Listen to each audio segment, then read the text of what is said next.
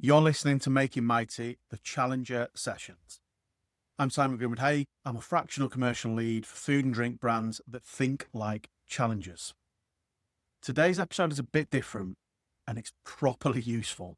I'm joined by Craig, who's built an iconic challenger brand, Cheesies, and now helps teams to integrate AI into sales in a way that actually works.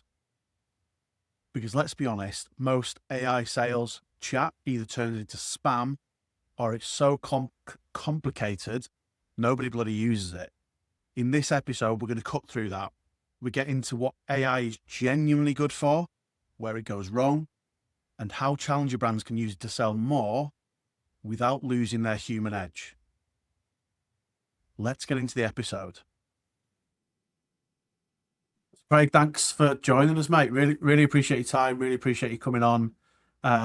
Before we get into it, could you give us just like a 1 minute intro so people know who you are, please? Thank you so much for having me on. So my career, I suppose, is slightly unusual in FMCG terms. I've had essentially 3 tracks to it. I started off as a commercial operator. So I started my career at Innocent Drinks, working on the Tesco account, and went through the usual path of going from commercial exec to NAM to senior NAM controller and so on. The second track has been as a commercial consultant. So I've helped businesses ranging from pre-launch, just when they had an idea, so the likes of Deliciously Ella, Clean Co, Seedlip, just before they got started, all the way through to covering the Tesco account for Mars Wrigley. So when Wrigley's were merging with Mars, covered that for 6 months. So a real broad spectrum. I've also been a founder. So the third track is I've been a founder of a few different businesses, including a drinks brand in the cordials and squash category. And then I had Cheesies, which was my savoury snacking brand. We scaled that to have millions of packs sold up and down the UK, even sold into Europe as well. I am now the founder of the NAMBA, which is like a mini MBA for junior account managers. It's all about setting them up for success in their career. And then I have also just co-founded a new venture called The Expedition. And this is where we're going to be coaching founders and senior leaders how to go from knowing they need to do something with AI to setting them up practically, tailored to them individually, and start transforming their output, which I'm sure is some of the stuff that we'll get into today. But yeah, lots of things to keep me busy.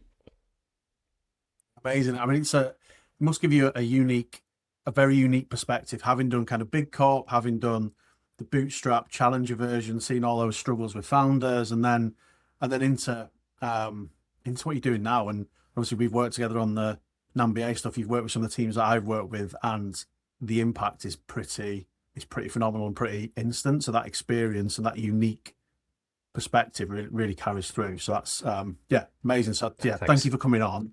No, I appreciate that. Thanks. The first question I ask anybody I speak to is specifically around kind of the word challenger. So when you think about challenger and being a challenger brand in food and drink in particular, what does that mean to you? I mean, I've heard some of the previous guests say that it's a mindset. Essentially, being a challenger is a mindset, and I would agree with that. I think it means not just accepting things for the way they are. It means asking why. Why is it being done this way?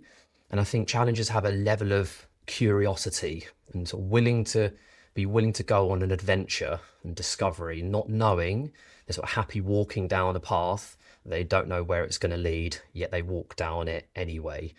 And I think what I would also say is what a time to be a challenger right now as well, because never has the playing field been so level.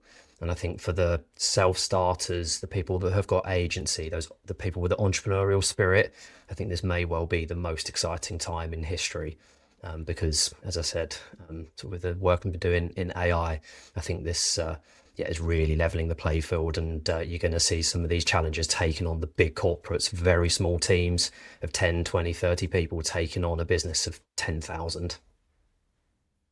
Amazing. I mean, it's the first time, and it's a great word for it. That kind of adventure, that sense of curiosity. But that is what being a challenge is about. It's that we were chatting before we started recording about building the planes you fly in was the phrase you used, which that's that's part of the challenger mindset. So yes, it's about disrupting, being rebellious, but if you're not curious and you're not having to peek around the corner, you're just going to run around the thing. That is part of the mindset as well. Yeah, Oh brilliant. no, Um, definitely. so getting into the bones of what we really want to discuss, which is AI. Some people say AI in sales. What do they what do they usually mean? And then what do you think it should mean in practice? I mean, I think when anyone thinks about AI in sales or in any field, almost like the first question that springs to mind is it going to take my job? Right? There's this like underlying fear that AI is going to come in and take over, and I just categorically do not believe that to be the case. There is a slight nuance to it. I think the people that are using AI will take the jobs of people not using it because they're going to be so much more ahead and they're going to be so much more productive. But I do think specifically within sales, it's one of the more protected career paths. Granted, I'm probably somewhat biased given my background, but like having gone deep with AI over the last couple of years, like I do genuinely think it's one of the safer career paths because I think as the digital world becomes busier and busier, people are going to want to go back to more. There's going to be a clamour almost for human interaction and that one-to-one selling. Now, what AI can't do is the actual phone calls, the video calls, the meeting for coffee in person, those buyer meetings, the big pitches. But what it can do, and what I think is most exciting for salespeople, is that it's going to be able to do a lot of the things that they don't enjoy doing.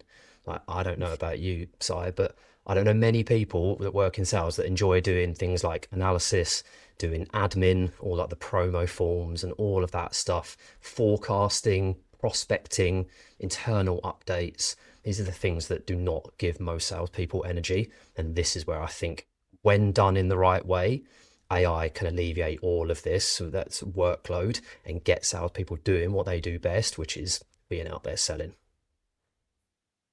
And I think one of the points you touched on around that kind of that fear. I get to speak to a lot of different founders, and one of them I was chatting to the other day, we were talking about it being almost it was the kind of uncanny, that thing that I can't quite put my finger on, and therefore I don't trust it. And there's that side of things. Is it going to steal my job? Is it going to make me immediately outdated? But I think you're right. That blend of human and machine is an exciting future. But to your point, if I could have not been doing fucking new line forms and been out strategizing and help building better relationships and coming up with creative ideas, I would have been a better salesperson. I know I was. Yeah, Um, definitely. so thinking about some of the ways people are using it now that you've come across, think about common ways that founders and sales teams might be misusing AI right now. What are you seeing? I think most people, in my experience, have absolutely no idea about what's here right now. And I'm not talking about what's coming in the future, but I'm talking about right now. There is a tidal wave of change on the shore, yet most people are standing with their back to it and not realizing what's already here. And I think that's because they're using things like Copilot, Microsoft Copilot. They're getting some okay responses, and I think they're also seeing quite a bit of AI slop out there on LinkedIn, on email, and even from, I think I'm hearing quite a lot from internal updates and reports where they're just copying and pasting something and sending it over. And I think that's leading to particularly the senior leaders almost labeling AI as not very good and beginning to dismiss it. But I think if they knew, or their teams knew, how to use it properly, they'd realize they could get phenomenal outputs and operate at a speed that they just couldn't have even comprehended before. So I think most founders and sales teams are in my view, giving AI generic inputs, so they're getting generic outputs. They're not tailored specifically to them as an individual or as a business. And they're only using the LLMs, the large language models, which is ChatGPT, Claude Chat, Copilot, and they're not moving into where it gets really interesting, which is on the agentic AI. We don't need to get into the weeds too much in terms of the definitions, but essentially agentic AI is when it starts to complete tasks on your behalf and it becomes like an employee that works for you, but that employee can morph into every possible role that you could imagine. And so that's where I think, we're seeing this. We will begin to see a transition of people upskilling, moving away from just the standard Copilot chat generic. It was amazing when it first came out, but now we're moving to this agentic AI where it becomes so much more powerful. Okay.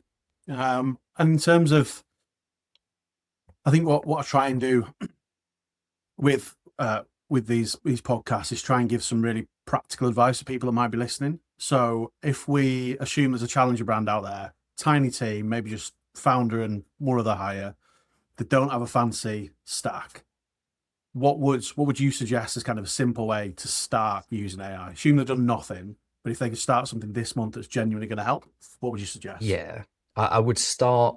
Let's break it down into some really clear steps and keep it as simple as possible. The first thing to do is go and buy yourself a Claude Pro account. Absolutely non-negotiable. Stop using free versions. You need to be paying. It's $20 a month just to get started. I cannot tell you how valuable it is. That is the first point. Get Claude. It's in my experience, by far the best. It's one I go to. It's what I'm training people on at the moment. So when you've got your Claude Pro account, and you've opened it up, use Claude Co-work as the second step, not Claude Chat and the chatbots that everyone's been used to dealing with. You've got Claude Co-work and start reading up on what it is. And comes back to this agentic AI where it can complete tasks on your behalf. The third thing to be doing is giving it far more context about you and how you work and what types of the outputs that you want, how you want it to write. So you can go into Claude and in the settings and the instructions, you can give it global instructions, which you brief it on who you are, what your role is, the projects that you're working on, how you like to receive information. That's the next big thing. What else is there to be doing? It's the fourth step, which is connecting all of your apps. So if you've got Gmail, Slack, HubSpot, there's all the Microsoft suite connects into Co-work as well. You can go in and see the long list of connectors, because what that does, it starts to enrich the AI with more information. It's pulling from more sources. So it's something I'm teaching people a lot, just repeat again and again, of giving it more context, more understanding, beginning to treat it like it's a human, like it's an employee of yours and you're onboarding them. That's the type of mindset to be getting into. And then the fifth step is nailing some just basic prompts and how to write prompts. Don't just give it a generic, write me a report on X, Y, or Z. You can use this particular prompt structure. So there's three parts to it. The first is the role. The second is task that you want it to complete. And then the third is context. And I'll give you an example of how that can actually be used. So the role will be, what do you want it to do? So in our world, in the world of sales, you might say, I want you to act as a veteran category analyst who specializes in manipulating vast amounts of data and turns that into compelling narratives for retailers. The task would be analyze this attached spreadsheet, pull out the key insights and put them in a one-pager for me to share with my buyer. And then the context will be, it could be, you could just write and say, this is the background to the brand, this is the products, this is the current state of play with in terms of the relationship with the retailer. Just give it as much information as you possibly can in that prompt and just see what happens, see how much the output improves just from doing a few of these things, giving it your custom instructions on how you like to work, connecting your tools, and then starting to write better prompts. And I think from there, once you start to get that stuff right, you can start to move into the more complex things. But that is how I would recommend people get started. Amazing. I think some of the mindsets of how you consider AI and how you think about it are really, I certainly find really helpful. I feel like I'm still starting my AI journey, to be honest. And I've made the transition from ChatGPT, which I've used to death, to Claude now, which is a bit scary. But I think so that one of the analogies I've heard about AI in general is almost think of it like a child prodigy. Super clever, will get things very quickly, but knows very little about the world Yeah. because it's a child prodigy. And then what you just described there, imagine you're onboarding an employee. You wouldn't just go, well, there's a server, go and find your own files because I've connected you to it. You would give it clear instruction. Otherwise, you'd expect shit back, shit in, Yeah. shit out. No, that's exactly right. It's so much of it's about, like I say, treat it like it's a human, that you would give it the guidance. You give it a job description. I mean, we don't need to get into it too much, but with my team of agents that I have working for me, they all have job descriptions. They have KPIs. They have frameworks that are based on assuming that they have prior experience that they're bringing into the job. That's the way to start thinking about it. You've now got this employee, or 10 or 20 or 50 that are at your fingertips. And how would you manage them? It's the same principles of managing a person as it should be when you're managing an autonomous agent, and with AI. I mean, that's really helpful. I think one of the common things I'm hearing is people using AI for outreach, which is great, a good use case. But one of the things that I also hear back is it just feels like generic noise. I can spot an AI inbound outreach really clearly. So, Yeah. from your experience, what you do, what kind of guardrails can you put in place to keep it human and on brand? I completely agree. It is definitely one of people's biggest concerns, and rightly so. I can spot it a mile off. I know when people are writing in that AI style. It's something I have worked really hard to try and get right, and it's still. I mean, I have spent months trying to perfect it, and it's still, I wouldn't say quite there. It still requires, as with most of the AI work, it will do 80-90% of it, and then you have to finesse over the top, especially if you're fairly comfortable with particularly writing, so writing emails, doing LinkedIn posts, and the copywriting. If you're fairly comfortable with that, you'll always want to do that last bit of finessing. I think what you can do is put some really clear, to your question, put those really clear guardrails in place to keep it human. There's a few tips that I would give here. And the first is record as much of yourself as possible. So when you are on video calls, if you've got a buyer meeting or even an internal, just a one-to-one, record it, leave it running in the background. You can get the transcript from it. You can actually have the audio file and the video. Give it to my way of doing things, give it to Claude, and it will start to give it more of a feel for how you talk and the things that you say. Obviously, it picks up on, when I do that, all my little quirks. And as we do, we repeat certain words, and it picks up on all those things, which is fine, right? You want it to stay human. Then what you can do is create a swipe file.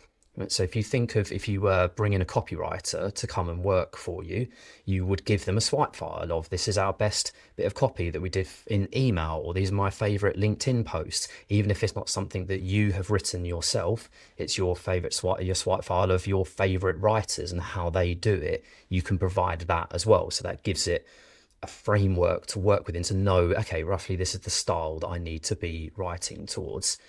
You can also be incredibly explicit in your instructions. So a few sort of points here. UK English only, as obviously they're written all in the US. Make sure they're only using UK English.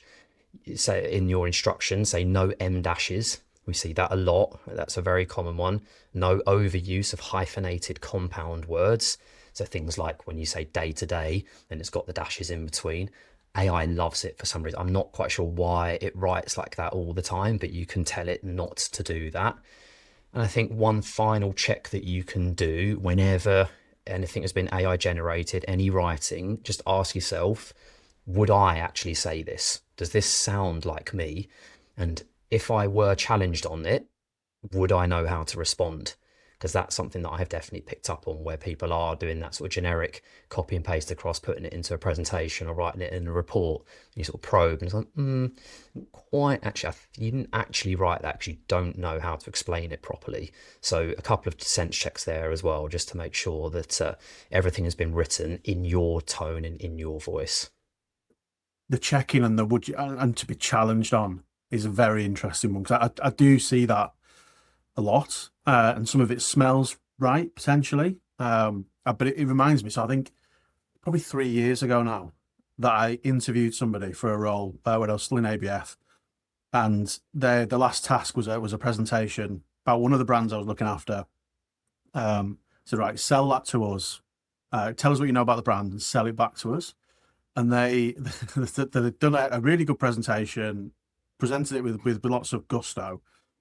Anything I asked questions about, there was kind of nothing. It was all surface level. And then they made a claim about a brand collaboration with Coke in the 1980s or something. I was like, I'm sure I'd know if that happened. And I challenged him on it. I said, is this AI? Because that's not true. And he was like, yeah, it is. And I was like, okay, well, we know because we own the brand that didn't happen. And it was the first time my eyes got kind of open to it. He must have been early 20s. So he was more on his journey of kind of using ChatGPT, but yeah, didn't fact check, and it can still get stuff wrong. No, it does, sorry, and that's it. It I can, agree. no, not at all. It can pull very obscure sources. I mean, right? Think of the LLMs as the world's greatest librarian. Right, we'll go through the depths of the internet to find something that it thinks is relevant, but it may not be completely accurate. And so you need to have. This is where I think there's certainly people that have got experience still need to be keeping an eye on things and making sure that it is actually doing the work right, in the same way, again, as you would have with a human. It's not any different, right? It's you still, when you hire someone, you're still making sure it's not just like delegate and leave it. So you make sure that the work has been done properly. And then over time, Yeah, you trust them to just run with it. And that's the same yeah. principle. Okay. And thinking, just calling on some of your experience, if we can. So building cheeses, let's pick out, because there's quite a few challenger brands that you've worked with that I could have picked out, but picking out cheeses in particular. Sure. So what's something you learned about sales and growth that most founders, in your opinion, still underestimate? There were two really big lessons from it. The first is being incredibly laser focused about who we were going after for the consumer occasion. When you are a challenger and you're bootstrapping, you're right at the very start, there's no money in the bank. You cannot afford to spend tens of thousands on marketing campaigns. So you've got to be really focused about it. And what we did with Cheesies was, because it was 100% cheese, nothing else, it was ideal for those that were doing the keto diet. And that was who we felt for the first 12 months. That was all we did. And this was back in the glory days of Facebook advertising, when you could get a ROAS of 7 or 8 to 1. And so we were just obviously putting a bit of money into that and getting the growth out of it. And that gave us our first really loyal fans that then allowed us to make the jump into a wider audience into year 2 and year 3. The second part of it, and given that I have been fortunate to work on some really great brands over the last 15 years, I'm able to smell like when something is really working, when like it's getting amazing traction. And what we had in the early stages of Cheesies was people were just like writing crazy reviews, not just like, oh, this is really nice, it's a really nice tasting product. It's like, I want to replace my blood with goat's cheese Cheesies. Like, that is how obsessed people were with it. And we also had because we started off just D2C, and through our own website, we had a referral scheme where if someone bought the product, they then referred 5 of their friends, they would all get 20% discount, and they would also get, I think it was 40%, or may have even been a half price discount. It's fairly significant. In the early stages, 40% conversion rate we were getting from those people. So 40% of our customers were recommending it to 5 friends who were then converting. And so like those early metrics were like, we are really onto something here. And that's at which point, okay, we need to get a bit of investment, or we need to stock up, we need to start talking to retail and all that. So it was like those looking for those early signs that gave us something, that this wasn't just a nice, this is an okay product. It's like this has really got something. Nice. And so bringing it back to the conversation for today, if you were to go back to when you were starting Cheesies with what you've got available now in AI, what would you do differently? And let's think about the first 90 days. I think now I would, because I love to do this anyway, get my A3 pad out, and I would map out what my new team would look like of agents. And what that would be is I would essentially draw out an org chart of the different functions. So I would be thinking about sales, marketing, finance, supply chain, all the roles underneath it that I could be using AI to help me with. And to help, I suppose, bring it to life, this would be doing things like, if I had my finance agent, it would be having building the cash flow forecast right from day dot. And okay, right, this is where we're at, having a scheduled task each week where it sends me a report on Monday morning of, this is our cash position, these are all the outgoings, these are all the incomings, these are the decisions that you need to make, this is what we need to adjust. That for me would be like, from right from the very beginning, a way of allowing me to sleep a little bit better, because I'm sure any of the founders listening to this will attest. It's that's one of the things that definitely keeps you awake at night, is how you're going to pay the bills. And then I think in the sales and marketing, again, or automating the outreach, like social content as well. Like they're able to do things now that I just so wish was available a few years ago. So actually Claude isn't so good for image generation and video, whereas say Gemini's Nano Banana, which is their like, image generation tool, is amazing for creating content. And so you can do things so much faster, it didn't cost hardly anything at all. And so it allows you to scale quicker with less. And it sort of, I suppose, brings us full circle to what I said at the very beginning, where I think this is the best time ever for a challenger brand. The playing field has never been so level, and if I was to go back and have my time again, then it'd be pretty exciting to build it out using AI. Amazing. So we need to watch out for what you're going to launch next. Is that what you're telling me? No, no, Oh yeah, definitely not. No, I mean I've got a fair bit on the plate already, but no, I've had a couple of cracks at it. I think I've had my go. Not again. I'm not sure my wife would thank me for having another crack at doing a brand. no, maybe not. Needed to ask. Needed to ask. So then, wrapping it up then. So what's the? I think there's loads of really good stuff in this. Thank you so much. If there's one thing you want a challenger founder, someone who's working in a challenger brand business, to hear from this today, and take one thing away, what would that be? It's to really start educating yourself on the change that's already here. I'm still seeing a lot of, and I'm not going to name any names, companies that everyone listening to this will have heard of, that are still not doing anything with AI. Like I mean, I'm sort of maybe a little bit of Copilot use. People need to get on board with it, otherwise they're going to get enormously disrupted. And as I said earlier, AI isn't going to take their jobs, but the people using AI will. So the time is now, or it was 3 months ago. You need to get cracking on it. Do all you can, even if it's just an hour a day or something. Just start watching a few things. Watch it, as that we live in the most abundant time in history for learning. You can go and watch stuff on YouTube for free and learn this stuff, which is essentially what I've done for the last couple of years. Things to read, podcasts to listen to. So just start immersing themselves in it somewhat, even just with an hour a day or even a couple of hours a week is enough to get started. Amazing. And before we sign off, tell us about the new venture. It sounds interesting. Yeah, so the expedition, I have co-founded it with Laura Rosenberger. So Laura is the co-founder of Lalo Wines. She was also the COO of Naked Wines. and similar to me. I think we connected as kindred spirits when we were at an AI event a few weeks ago, or yeah, just over a month ago now. And yeah, we've just noticed there is this, particularly in FMCG, it seems to still operate like it's in the year 2005. It blows my mind. And so our ambition is to truly transform that. And the first way in which we're going to do it is by coaching the senior leaders. It's the founders, it's the senior leaders of heads of marketing, commercial directors, etc. It's a 6-week coaching program where they go from potentially zero, having very, very little AI experience, to a full plan for how they're going to cascade it through the business and start to integrate it using Claude, and having all this teams of agents, and go from knowing, as I say, they need to do something with AI and they're perhaps using it a little bit, to having really clear structure in place and saving themselves hours and hours of work, making them extremely more productive.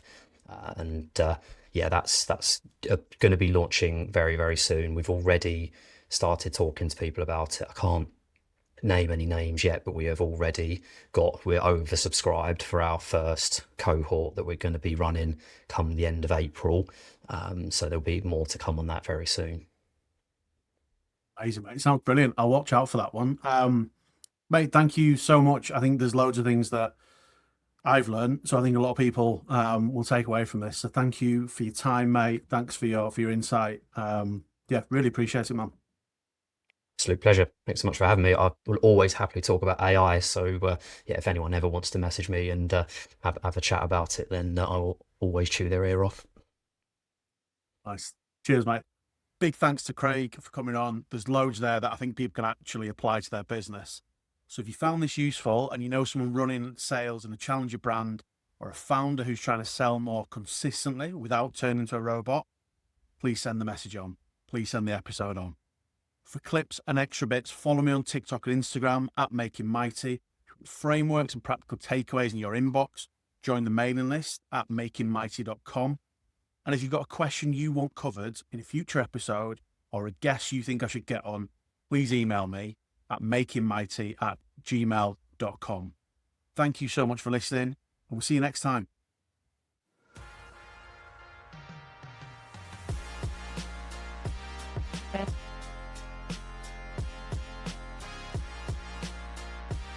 Bye.